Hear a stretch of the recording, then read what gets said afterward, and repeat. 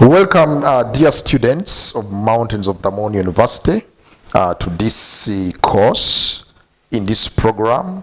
I think you are all knowledgeable about education issues, but this particular masters will take you to a greater height. My name is David Katende, and I will be taking you through the course of Leadership Theory and Practice. And I am in the Faculty of Education in the Department of Planning and Management in the same faculty, Mountains of Damon University. By way of overviewing what we shall cover, we are going to look at leadership, because you all know this is a master's program that is focused at grooming you into leadership skills. And of course, leadership is going to be part of what we shall look at. And then we shall look at the styles of leadership. Basically, we have 5 styles that we shall look at. Then the principles of servant leadership, which is one of the key theories of leadership. We shall pay attention to the advantages of servant leadership, and also look at servant leadership and how it is implemented in action. As scholars of leadership, we need to build our foundation on understanding what leadership is by definition. And according to one of the scholars, Bernard Bass, he looks at leadership from a practical perspective, and he states that leaders are agents of change. And of course, when he mentions leaders as agents of change, this is in reference to persons whose actions, whose behaviors transform, influence others to act. And of course, that is the beginning definition that Bernard Bass looks at. There are 5 key styles of leadership, and these are the ones we shall pay attention to. We have the participatory or the participative leadership style, which sometimes is called democratic. Just like the word participating or participate means, it means involving. So this particular style is the involving style of leadership. We also have the authoritarian or the autocratic. Sometimes someone would call it the dictatorial style of leadership. We shall also look at that. Then we have laissez-faire. Laissez-faire, some of you who have studied economics, you have come across the concept laissez-faire. Now, that is a moderate style of leadership where, of course, we have a lot of delegation as a practice by the leaders. Then we have the transformational style of leadership. Now, this is a style of leadership. So when we talk about the laissez-faire style of leadership, some of these styles, by the way, are also theories in the same way. So by that, this particular style of leadership pays attention to the moderate approach to leadership. And it's where a lot of delegation of responsibilities is done by the leaders at the top. Then we have the transformational style of leadership. Now, with the transformational, this is so much a style that works in organizational change situations. It's there to transform, to cause a change. And of course, we shall also look at that in details. Then we have the last one being the servant leadership style, which we shall also see in details. By definition, participative or democratic leadership, like I mentioned already, is that which is inclusive, where the team is included in the leadership. And of course here, decision-making processes involve all members of the team. Then the authoritarian is the opposite of participatory. For authoritarian or autocratic or dictatorial, here the involving of the team is less. Why? Because the nature of leadership here pays attention to the leader, the head, making decisions without consulting the team. And of course, that's why even the word autocratic or dictatorial or authoritarian is used to define the style of leadership. Then for laissez-faire, the laissez-faire style, here the leadership normally does delegation. But of course, delegation is done carefully. Here, the hands are off on the routine tasks, but general time management and deadlines are defined. And of course, the eyes should remain on what is being done. That's what delegation is. And for delegation, we need to know how leaders ought to handle the delegation function. You do not have to delegate everything. There are certain sensitive routines or tasks that you are not going to delegate. But of course, there are those which you can hand over to someone to do, but remain watching and supervising. Then the fifth is the transformational style. Here, leadership normally pays attention to inspiring the team rather than controlling the team. And actually the essence or the intention here is to bring about a change in the organization.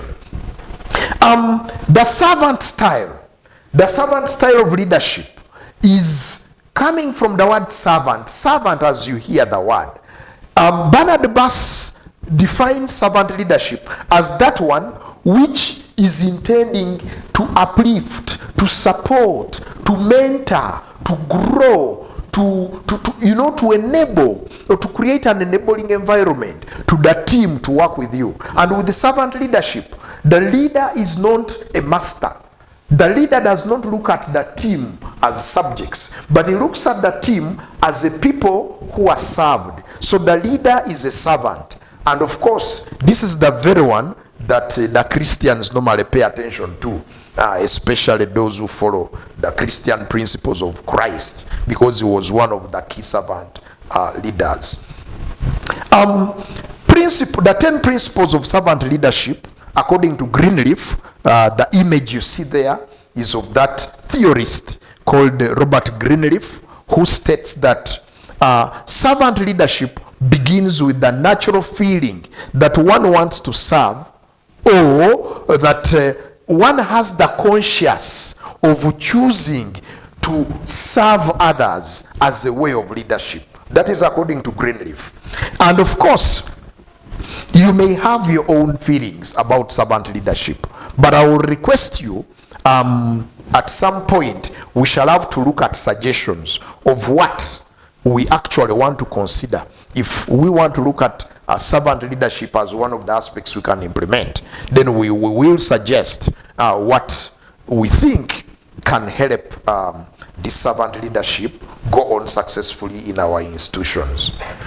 Those are just images. You can see that is an image that is indicative of someone lifting another.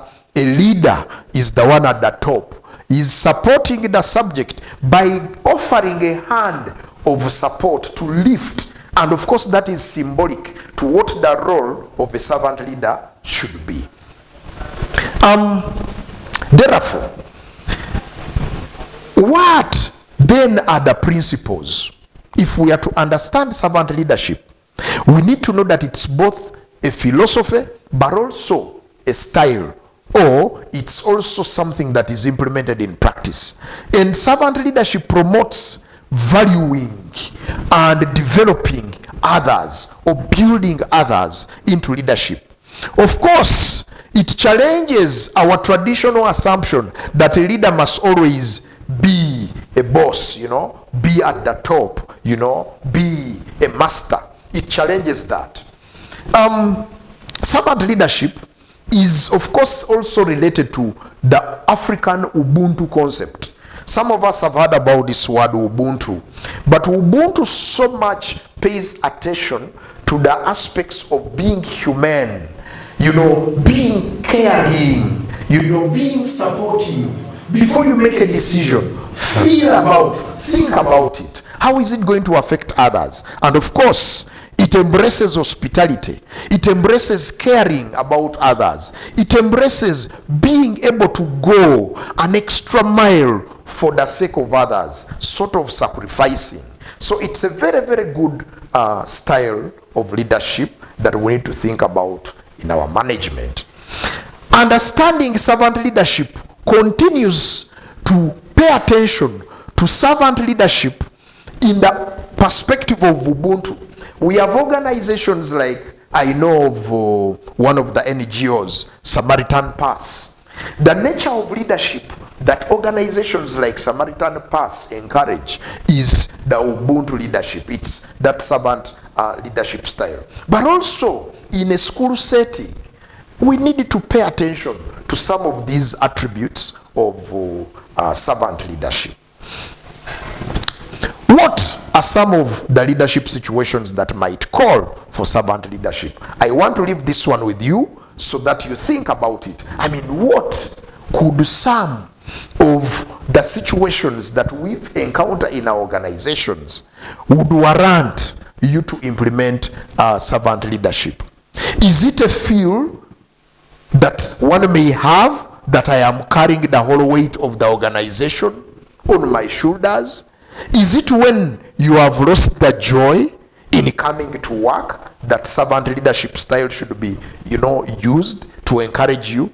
Is it when you fall out of the communication loop in your organization that you may need servant leadership? So let's think about it, and then we shall answer later in our plenary discussion.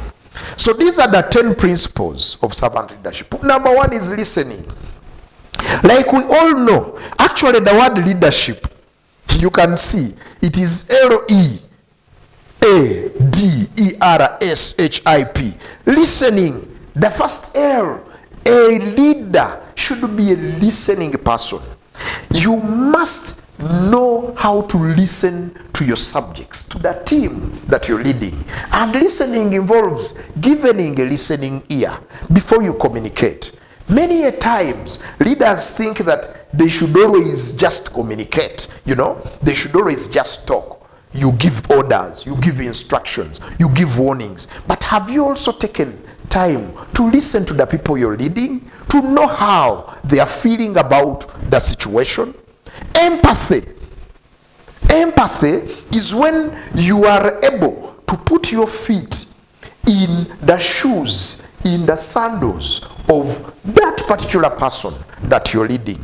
As a leader, as you get your very good salary, the people you're leading with the small salaries, have you ever sat down to think about them having families, having bills to meet, and a small salary? So in a way, servant leadership calls for empathy, where a leader should have a feeling for others and be able to put his feet in the shoes of those very people. Healing. Healing is about how you help the people you're leading to overcome a challenging situation. It can be a challenge at home. It can be a challenge at home, and for that matter, you may, as a leader, require to know more how you can support that person so that you help them to heal from that kind of situation. Awareness. A leader should be in the know. A leader should actually read more. You have to read more, have knowledge, so that when you're giving feedback, it's constructive feedback. Persuasion. Servant leadership encourages leaders to persuade their subjects, their team, to perform and to deliver so that productivity is realized. Conceptualization. This particular one pays attention to how a leader must stretch his or her thinking to encompass broader-based conceptual thinking, so that when you're reasoning something as a leader, it's constructive, it's tactical, and very technical, and of course also informative. Foresight. A leader should be able to see ahead of others.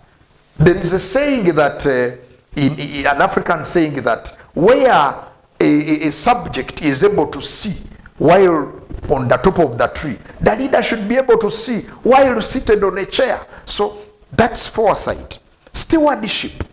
A leader should actually be that one who is trustworthy and accountable, and of course also in a position to be supportive to the organization.